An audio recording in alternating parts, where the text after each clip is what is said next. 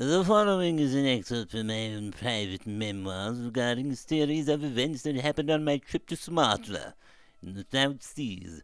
Unfortunately, things went disastrously wrong. Yes. The HMS Procrastination sailed from Dover on the 15th of July, 1852.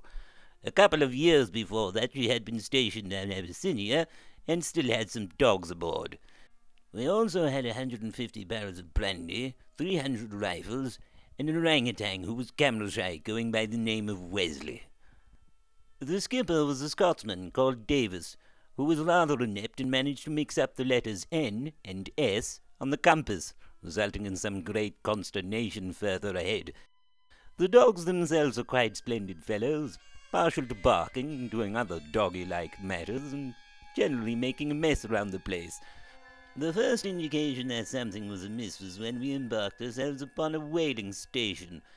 We realized that there were no whaling stations in the South Seas and were wondering if there was something wrong with the map. Skipper Davis was insistent that the compass was correctly substantiated to a northerly-southerly direction, but we never embarked to ask which was which. It was during this time that Chief Coxswain Flange Wallop developed a great idea for bringing the morale of the men to normal levels. We devised a device with which we would be able to feed the dogs brandy and gain great consternation and entertainment from watching them fighting on the deck. However, little did we realize the South Seas were icing up rather quickly, especially because we were now heading north. It was now becoming clear that morale would be quite a problem, especially since the crew were suffering from scurvy because we had neglected to bring any fruits or vegetables aboard. Coxswain Flange Wallop was relieved of duty on the 17th of August for dereliction in throwing one of the dogs overboard in a fit of temperament.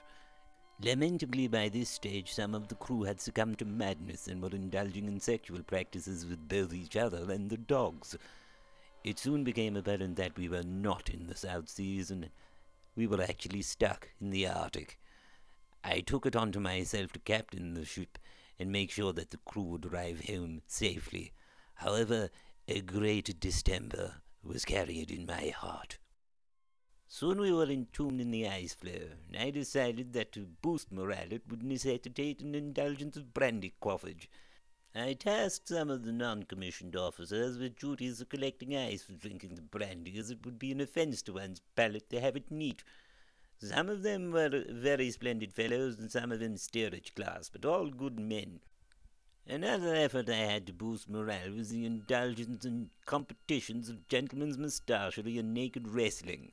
It was at this stage that we realized that the camera-shy orangutan Wesley had a great talent. If you gave the fellow a banjo and a bottle of brandy, he would play any song a man could name, but never got the key or the tune right. This caused great entertainment to the fellows, and they joined in on a splendid sing-song. Morale was at an all-time high, and I felt confident that we could turn this disaster around and actually get to our destination. However, the men decided instead that we would go wrestling, and they endeavored to have some sporting events on the ice. One of the events they had was dragging ice to the ship, drinking brandy, and then having sex with the dogs. I myself did not indulge in this. However, I did allow it to be filmed for the cinematograph.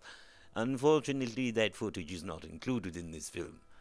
However, some still photos from the event have recently been released in an insalubrious periodical. Faggots were collected for the fire, the men built snowmen, and we unfurled the steam engine and had some jolly good fun. Then once we had consumed enough brandy, we formed a conga line with the dogs and danced to our heart's contents, eventually succumbing to the elements, of course, and many men were lost. Eventually one of the smarter officers decided upon the idea of using the dogs to pull sleds. This was genius, and we decided to bring the grand piano from the ship out on the ice floes. It was a great effort, but we eventually managed to get the grand piano out to where the brandy was, and everyone had a great time drinking dog's milk, hence the moustaches being white. I myself, though, keep a fine gentleman's moustache, and I am quite enamoured to dogs, but not so much as this particular fellow was. What a jolly splendid time we had. Some of the dogs were a bit more affectionate than others, and some of the smaller ones were edible, so we decided that we could do without the chickens which we had given away. Unfortunately, one of the men succumbed to a rather great affection for the dogs and married 3 of them. It was now becoming increasingly apparent that the ship was in great peril due to the encroaching ice floe, and was listing dramatically. We endeavored upon manufacturing some form of technique with which to release it, but decided to drink more brandy instead. This was the perfect move, because we realized we could make a dramatically entertaining sliding device involving the dogs and some blankets. This was great entertainment, and there was much gambling. In fact, I won the sum of 3 shillings and sixpence on a dog named Fred, who later succumbed to the elements. Then we went bobsleighing and decided that we would all live here and would never leave this place again. It was so splendid. In fact, due to the great cold, we had become seasoned brandy drinkers, and our moustaches were now virtually indestructible. In fact, we developed a new technique for the tug-of-war race involving 60 men, 4 grand pianos, and a boat. This was a rather splendid endeavor, and I am quite proud to this day. The next day our ship began to fall apart, so we gathered the faggots from it and burnt them at a fire. Later that evening we wept openly and hugged each other nakedly while we watched our ship fall into the ice. However, I do declare that the settlement we built from the wreckage is a splendid place, and we are all quite happy to this day. When I say all of us, I mean, of course, the fellows I left behind, for I had already expedited my escape route using the dogs, a sled, and the rations of my former colleagues who had died. I will announce now for everyone to hear that the buttock is the best piece of meat to be shorn from a man.